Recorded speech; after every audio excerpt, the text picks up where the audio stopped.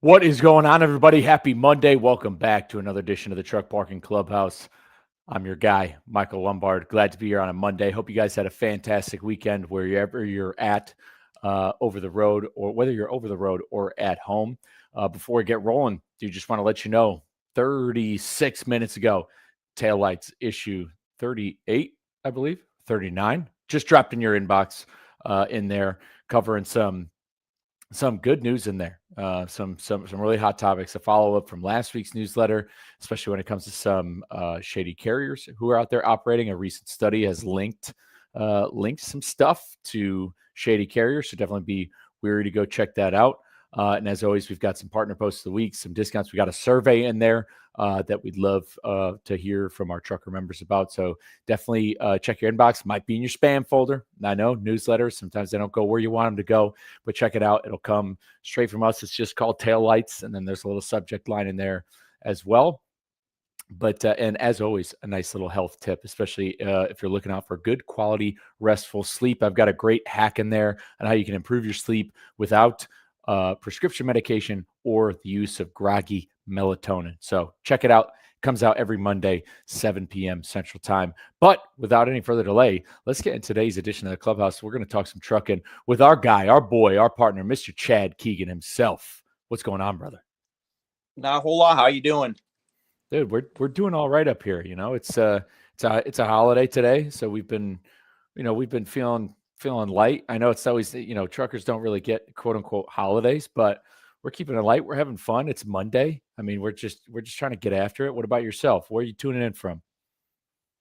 I am up in Northwest Ohio right now, sitting in the garage. I figured this would probably be the best place to go. Hopefully, I don't cut out because I'm like bouncing between Wi-Fi and 5G since I'm away from the router. But this is the most quiet place that I could come and be able to have this conversation. If I was in the house, the dogs would be barking and probably fighting because every time I pick up the phone to call somebody about a load, that's just the first thing they do is start going at each other. And doesn't matter where I go, they want to follow me around and fight. So I figured I'd come out here and hang out with you.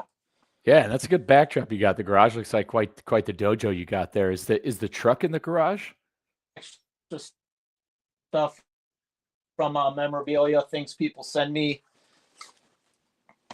I'm kind of a collector when it comes to like trucking, old trucking memorabilia. I've got about 3 cabinets in a house full of like anywhere from Matchbox to bigger trucks like the one you have on your desk there to belt buckles and just anything that's involved in trucking from past, ashtrays, those little nice ashtrays they used to give out. So, Dude, that's awesome, man. And we'll yes, and sir. we'll talk about your truck in a minute, but you collect all this trucking memorabilia. Clearly, I mean, you've got everything in that whole garage. You got stuff inside the house. Let's hear the Chad Keegan story. So what got you into trucking? Well, when I was at his 2008, I was working in a factory and my buddy, his dad had just got his CDL and he was trucking over the road. Cause back in 2008, you basically had to go work for a company for 2 years before you could move on. Things aren't like they are now because the way, drivers quit constantly. You just can't go get one of those jobs where you're going to be home every day. That wasn't an offer. And then I didn't really necessarily want to go over the road because I just had a daughter, but at the same time, I like to travel. And I just thought it would be something different because I worked in a factory and it was nothing but, people complaining about everything every day. And I just wanted to be by myself and go out and, see the country because I didn't figure there was any other way for me to be able to do that. So I just went to school, got my CDL in 20 days. I know that sounds crazy, but the first 10 days you're doing basically in the classroom. And then the next 10 days you're doing nothing but driving. They take you to, the school where you take the test with the equipment that from, where you're at. And then I got it and I went out to TMC and trained for their 2-week thing. Came back home, didn't necessarily want a babysitter. So I didn't take that job. I took a different job that was more local. Worked for them for a while. And then, I kind of bounced back and forth here and there, used some of that flatbed experience to do some flatbed stuff that was more local up here. And then I guess in 2018, I really got tired of every company's BS that I was dealing with because it was like nobody would want to drive certain trucks because they were beat up and older. So I would take those trucks home. I'd fix them up a little bit, do anything to them, just sex them up. And then next thing you know, those people that didn't want that truck wanted that truck, and they took it from me, and they'd give me the next thing down the line. So I got tired of that. So I was like, I'm just going to buy my own truck. And I took out my 401k from a job that I had worked for Ruan, and I bought the blue truck, the blue cab over that you've seen. And probably everybody on here has seen that interview from me the first time I ever met the guys, when Hunter did that with me in the blue truck. So, but that was inside the truck. I don't know if anybody's seen the outside, but then in 2019, I started working that truck after I spent a year of going through it, making sure everything that was done, because it's a 1983 K100. So obviously it had been sitting for 12 years. I think they told me something like that. So I needed to make sure that that thing was road ready, DOT'd by shop professionally before I felt comfortable getting in that and taking it down the road with other people, especially hauling products and stuff. So did that for a while. Then in 2019, after working that truck for 3 months, I bought my second truck. That Hamilton, Ohio, I believe. Got into an accident. That's when I started doing YouTube for trucking, because I wanted people to know what it was going to take for me to get that truck going back on the road, since it was, at the time, 19, 20 years old.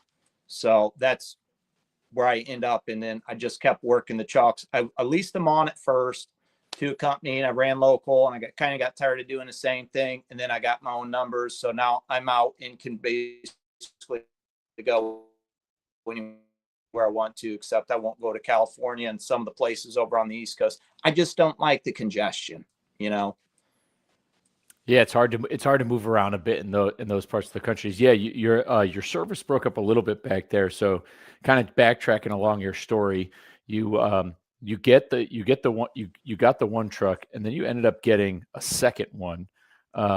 Where did that first truck that you got, where did you find it? I got on the truck paper and I found it. It was down in Fincastle, Virginia. Luckily, it sat along the back of a building. They told me they had purchased the truck. It's a 1983. They'd bought it in 1986. And when I went down there to buy it, they told me the 5 people that worked for their company that drove it through that time period. So I got the original owner's manual, bug screen, and all kinds of literature and stuff on the truck, which was cool because I got a history, and I knew that it wasn't something that had been, passed along a lot. And they had taken that road out of service in the early 90s and painted it to match their owner's race car trailer. So they used that truck to haul their owner's race car around for a while until they took it out of service. Then maybe once in a while they would start to chalk up and move a trailer around, but I'm pretty sure it sat for 2 solid years before I ever got it. No, that's awesome. And then truck number two. So truck number two, where'd you end up picking that up? I seen that that was on the Facebook marketplace and stuff. And that was over in Delaware, the state. We drove over there in a rental car. I had to get 2 steers, brand new steers. And then I had to get tires mounted on them. And we were in a super compact, like Nissan. It was brand new. I had to take the passenger seat out of the car to get one of the tires in the back seat, and then one in the trunk. So of course it's weighed down the whole time. And I'm thinking, man, if these people at the rental company knew that I was taking the seat out, they probably might not have rented me the car, but oh well, no harm, no foul. That's a whole story. That picking up that truck and bringing it home was a nightmare. It was smooth for me to get the first truck because I went down by myself and drove it back home. The second time I took my wife with me. And when we were leaving the guy's house after I bought it, there was a fuel stop probably 2 miles down the road that we were going to go to. The top of the stack had fallen off and dropped down between the frame and cut an airline. So I had no brakes. And I'm literally a mile from this guy's house. I've got to cross a 4-lane to go 2 more miles down the road and get diesel fuel because there was no fuel in the truck. So I got no brakes. My wife's freaking out. This dude pulls up behind me. Luckily, we made it down there, and I coasted right into the fuel pump, got fuel, moved the truck, parked it, and then me and him went uptown, and he got me we got one of those quick connects to put it back. But I'm telling you, dude, my wife, I didn't think she was ever going to ride in that truck because she's like, I'm going to go inside this gas station truck stop here and ask them for a rag and start wiping these tables down because I'm going to lose my mind.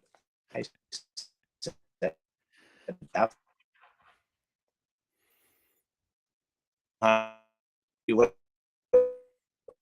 So that.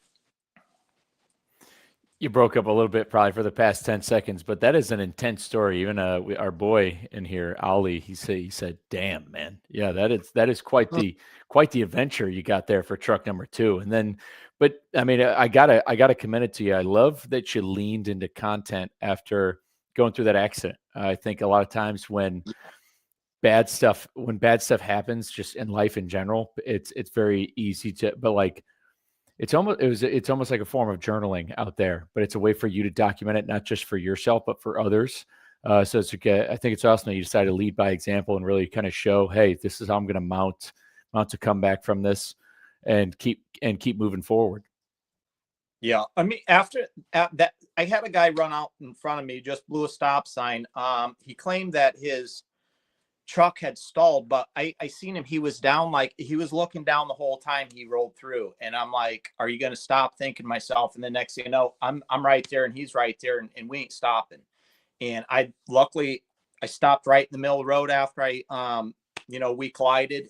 There was a 10-foot ditch on the right side and telephone pole straight ahead of me from where I'd stopped at an angle. And if I would have hit either of those, I probably wouldn't have made it.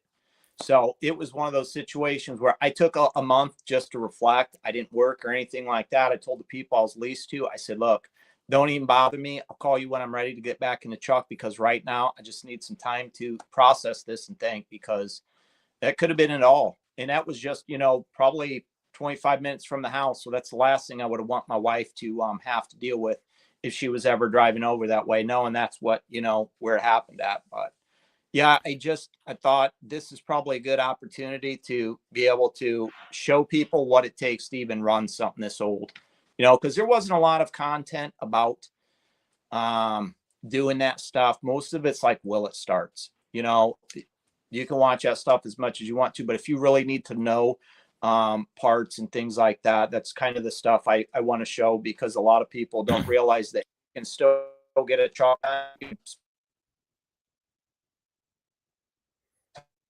I'm get it to where you want to and build it to your comfort, and then you can still have to work every day if you don't want to, as long as you can set yourself up for success to where you can take some time off. That's what you need to do. Yeah, two things there. Number one, really want to point out that that kind of moment of self-reflection. I think, I just had a conversation with a gentleman about that. We always talk about, the the ways, in life when it comes to being successful, we always say it's on the other side of hard. Like there's this that's kind of like an old saying, like, success is on the other side of hard. The idea of doing hard things, growth happens during the uncomfortable moments. And so for you right there's a lot of guys who after that accident will rush to kind of get back into the swing of things because of either making money, like, needing to get back out there, needing to make up for lost time. But sitting in with like having to sit with yourself and pause and reflect comes with its own challenges. So commend you, one, for doing that.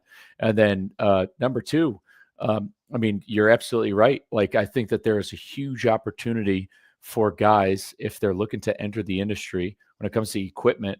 Equipment's expensive, but I'm telling you, Yeah, I'm on Facebook Marketplace very regularly, checking out the inventory on there.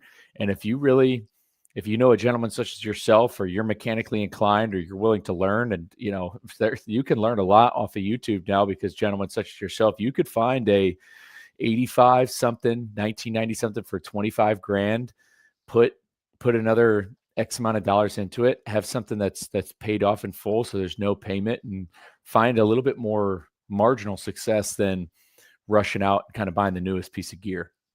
exactly. And that's what I wanted to do. I don't like everything. I have one vehicle payment, and that's it. Everything else I own. I don't like to have payments. I don't want overhead. And a lot of people are afraid of overhead. I talked to a few of my buddies that are truck drivers. I'm like, hey man, why don't you just get your own truck and do this? He says, I don't want the overhead. And I said, you have to understand, you're making way more than what you would before. So the overhead isn't that bad, as long as you got enough money in your bank account to cover your expenses if something goes wrong. The thing about the overhead is you have to have tax write-offs, or you're basically just going to be shoveling your money to the government at the end of the year. So that's not a bad thing, having overhead. If you need some new tires, when a good time to do it is December, because you're just knocking things off. But I mean, like, this is honestly the first summer that I haven't been out my driveway almost every day working on a truck, or out running my butt off. The last 2 summers under my own numbers, I did that because I thought, I want to be out so I can meet people and do stuff like that. And just from 2018 until now, I've basically been out in that driveway doing nothing but working on the trucks. And this summer I decided, what, I'm just going to take it easy and chill. There's nothing that I need to do to that truck that I feel like I have to do it right now. Like, I painted it last year in my driveway. It's something I'd never done before. And I bought those trucks because I wanted to learn more, and having that owner's manual with that first truck really helped me out to learn more. It's like, I'm more of a hands-on guy. If somebody shows me how to do something, I might not remember what they're doing, or I may mess something up down the line. But if I get my hands in there and get dirty and do it myself, I'm not going to forget that. I'm going to know how to do it. I would rather have my hands on the equipment, whether I mess it up or not, versus somebody else doing it at a shop that I don't know what they're doing. And then I just come back and pick it up and I think everything's okay. And then, 500 miles down the road, there wasn't a bolt that was tightened all the way because they messed something. I don't want to have, I just don't want my life in someone else's hand when it comes to that aspect. But I mean, don't get me wrong. If I need help, I'm calling somebody, because I don't know everything. I don't know shit about the stuff. I just wanted to learn, for my own being as a truck driver, and that's my piece of equipment. So if something goes wrong,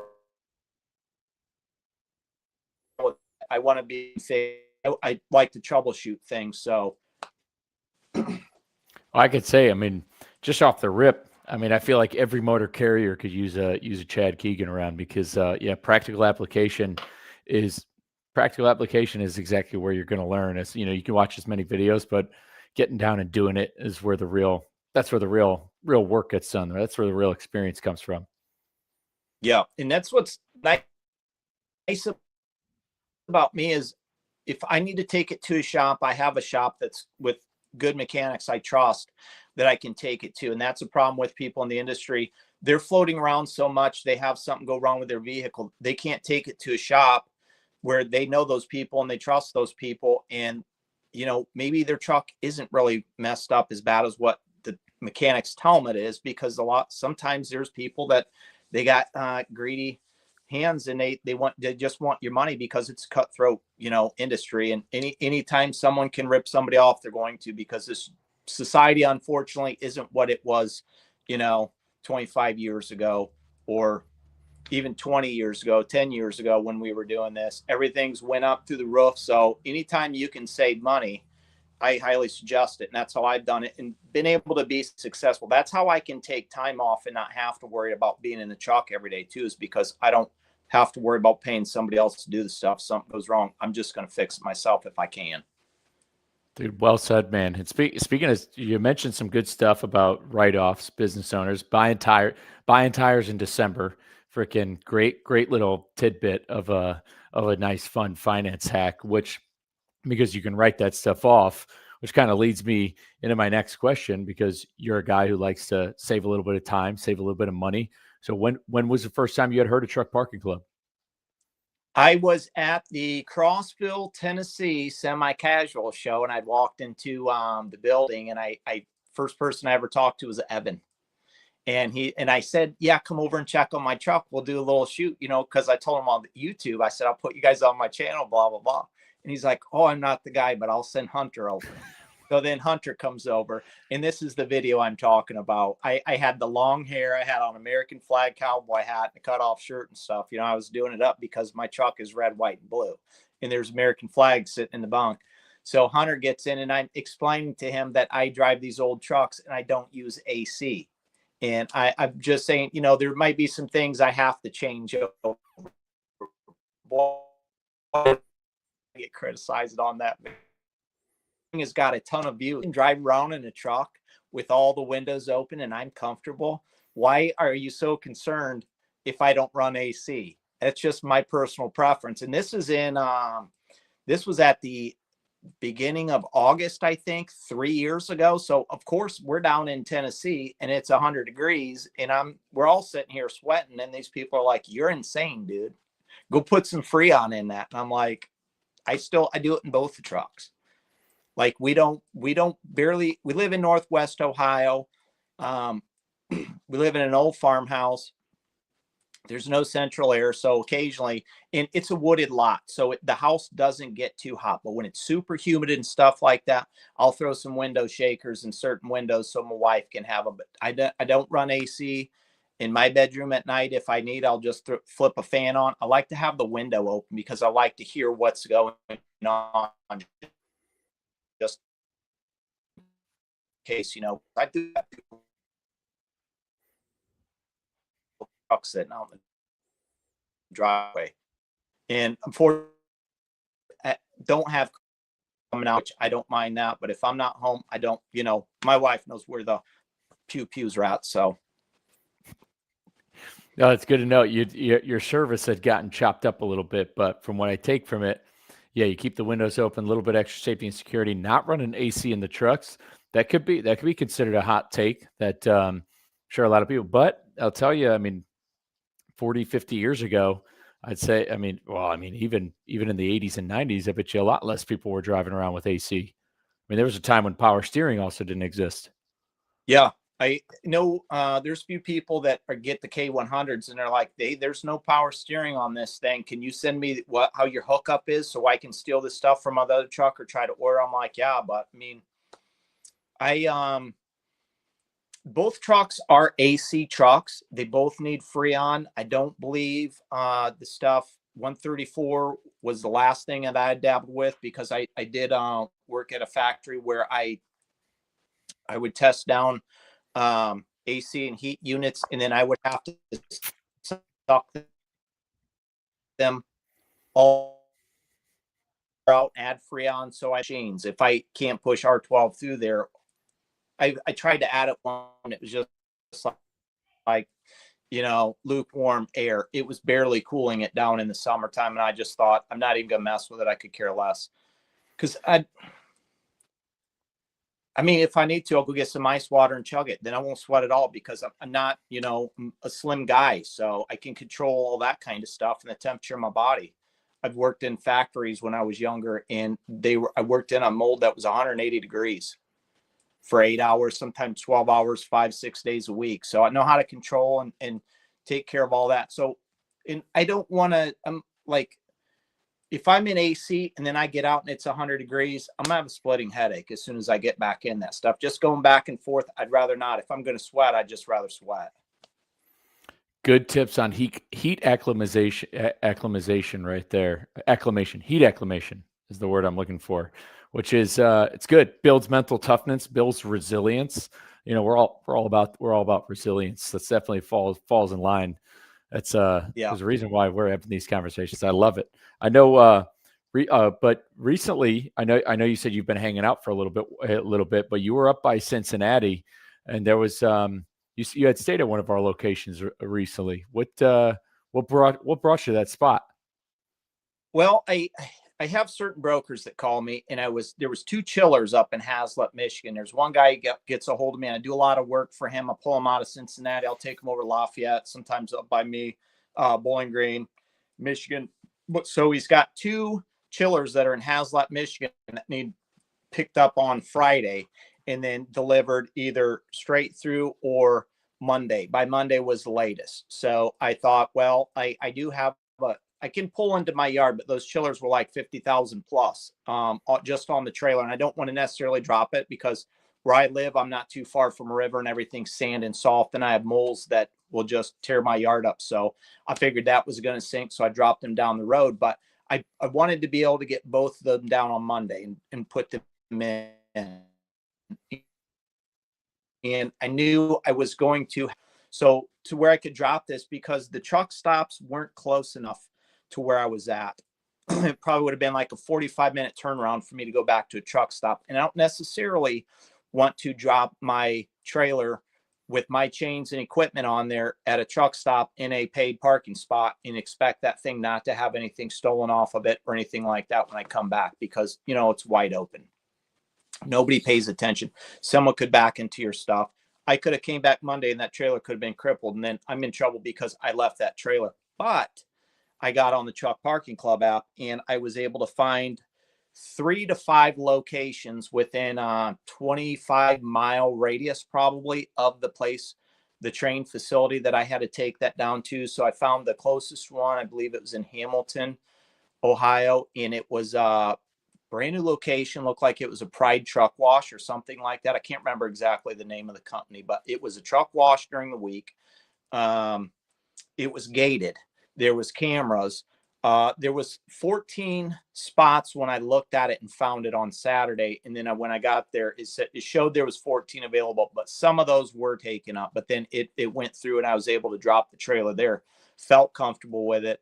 And it was literally 5 minutes from the train facility. So then I came back up to the house on Sunday, got the other one, ran it down Monday, bounced back up, grabbed that trailer, and then took it back. So that's my favorite thing about the Truck Parking Club, is the convenience of like that, because what I do is power only. So basically I'm taking somebody else's trailer from A to B. I don't always have a trailer.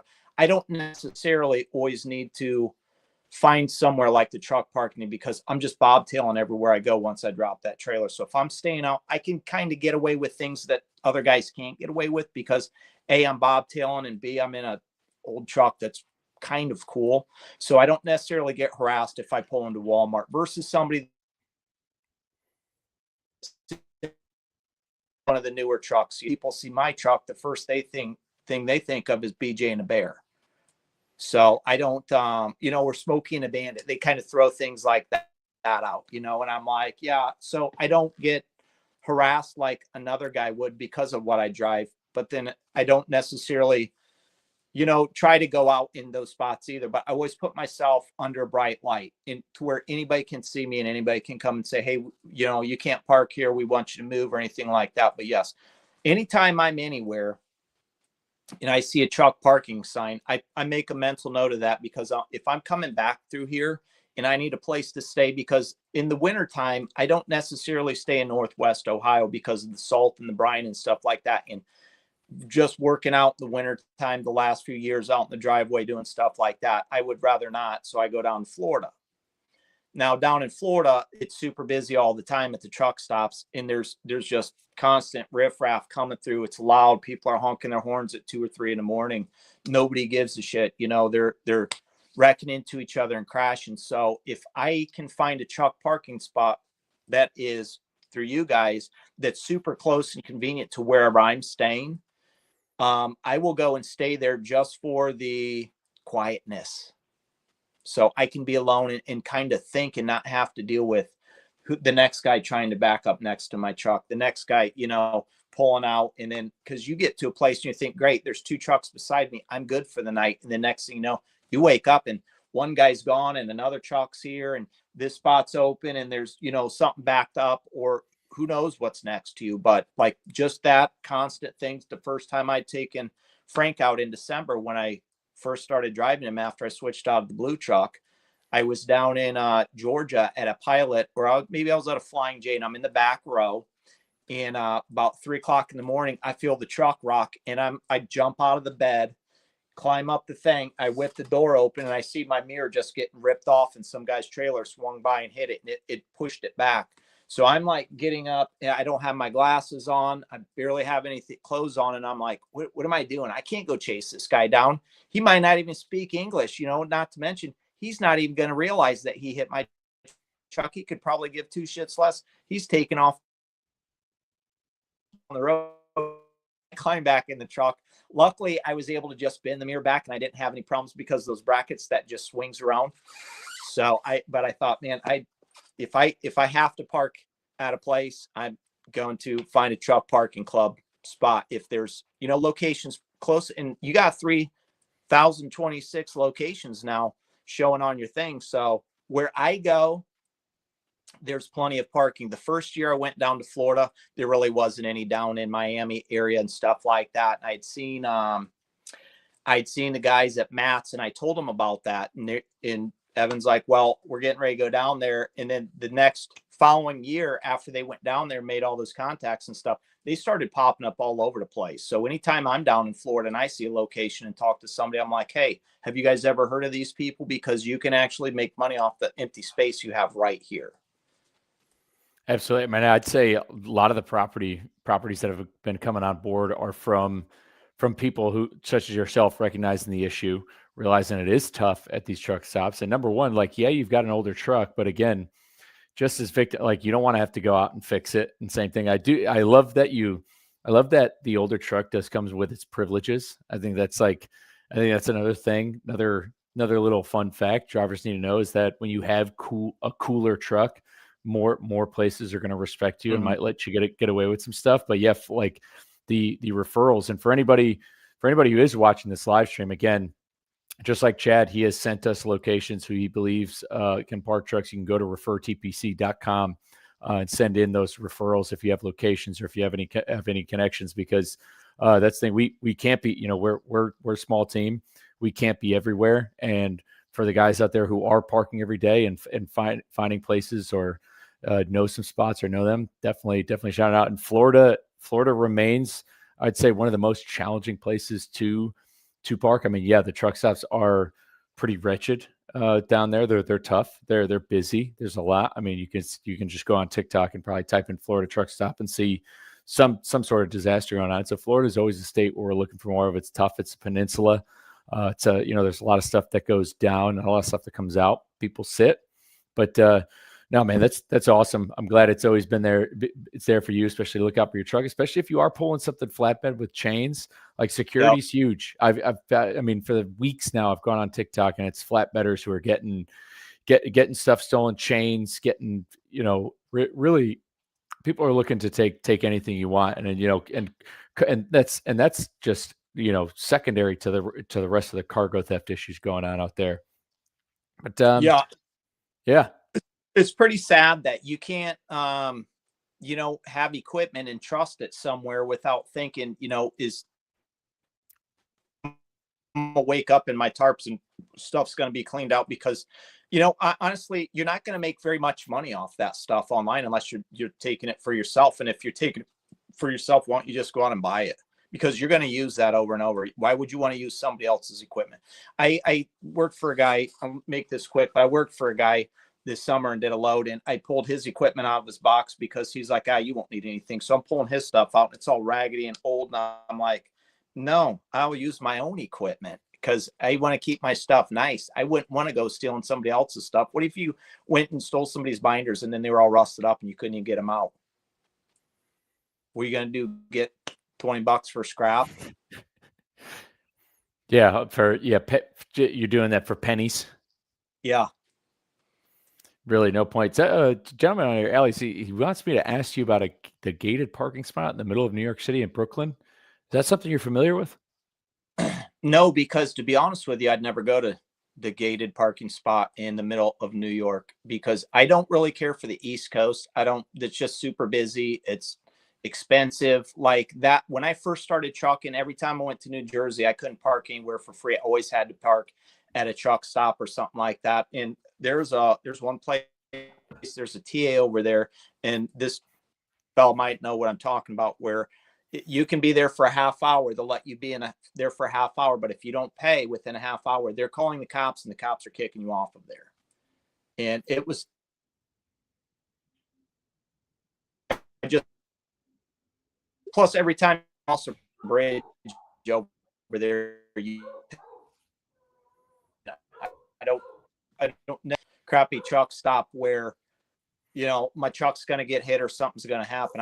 If I'm going to pay to park, I'm going to pay to park at the truckparkingclub.com places because they're gated, they're safe, and you don't have a bunch of people coming in and bothering you. Yeah, for sure. Yeah, no, New York City's always pretty anywhere in the tri-state area is really you're gonna run into issues, which leads me, speaking of issues, which leads me to my final question. Again, I gotta ask you because we always ask everybody on here, but in your opinion, what do you think is the biggest issue in the industry right now? Or if there's something you could fix overnight, what would it be? I think it would probably have to do with the rates. Just for me, because the rates on the spot market are hit or miss. They're not very good. You have bigger companies trying to take advantage of smaller owner operators because they can. And I just don't think there's got to be some kind of transparency, and the government the FMCSA needs to step in and say, like, hey, look, these guys are doing a service. All you're doing is forwarding information. You shouldn't be making that much money on forwarding information, because that's basically all brokers doing it. They're getting it from a load board or somewhere, someone's posting that, and they're just transferring that information from A to B. Now they're working on that rate with that person, but I have like people that I work through. I go directly through shippers, and we make the rate, and I give them the most fair rate that's best for me, but I'm also not trying to, take it to the cleaners like the broker would, and then give the driver the smaller percentage of what they're getting. I think there needs to be something done with that. I mean, truck parking's obviously a huge issue. Some of the food at the places that you go to, that's another issue. The mental health is another issue. And that's why when I talk on my channel and I'm around other truck drivers and stuff like that, I always, try to say, if you can get away from the truck stop, if you're resetting and stuff like that, drop your trailer and go do something. If you can get away, go to the beach. If you're in Florida, enjoy yourself, see what kind of, local area stuff is going on, and just get away from the madness of what you're dealing with day to day, especially if you're over the road. Go treat yourself.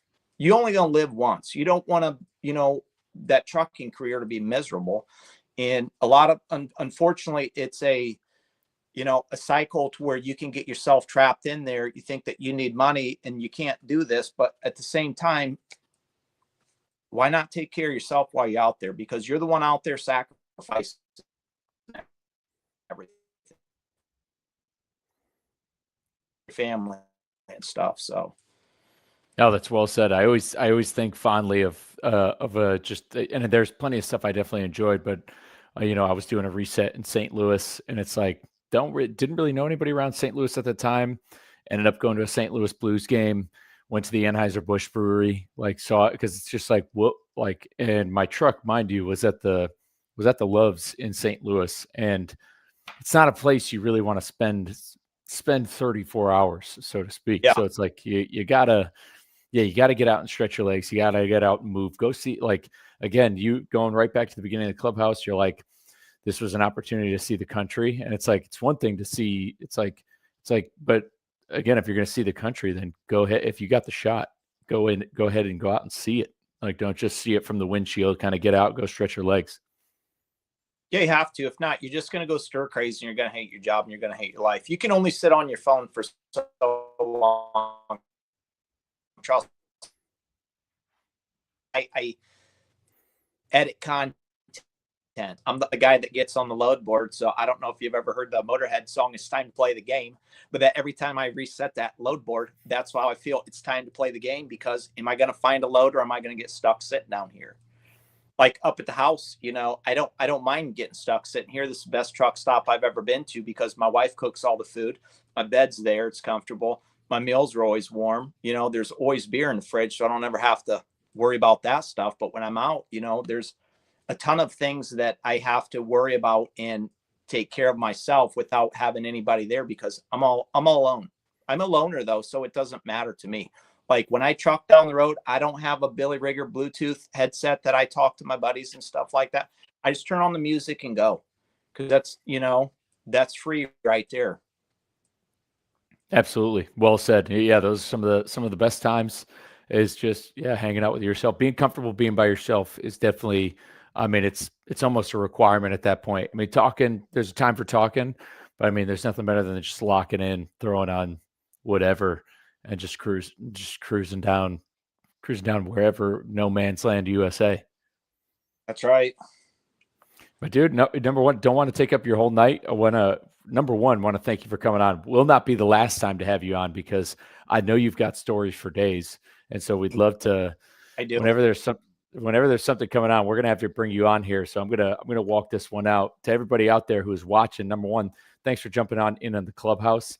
If you couldn't tell by listening to Mr. Chad Keegan. This is a gentleman who he makes content himself. So if you're on YouTube, Facebook, wherever, go look up Chad Keegan. His content is phenomenal, especially if you're interested in fixing trucks. This is a gentleman who wants to leave the industry better than he found it. And our mission at Truck Parking Club is to help truckers save time, fuel, and money by reserving truck parking all across the United States, because we also want to leave the industry better than we found it. If you need truck parking tonight, again, right at the bottom of the screen, you can see you can use Keegan20 for $20 off your next booking. And with that, guys, we'll be back at next Monday, 7:30 p.m. for the Clubhouse. Until then, take care, stay safe, frickin' hammer down.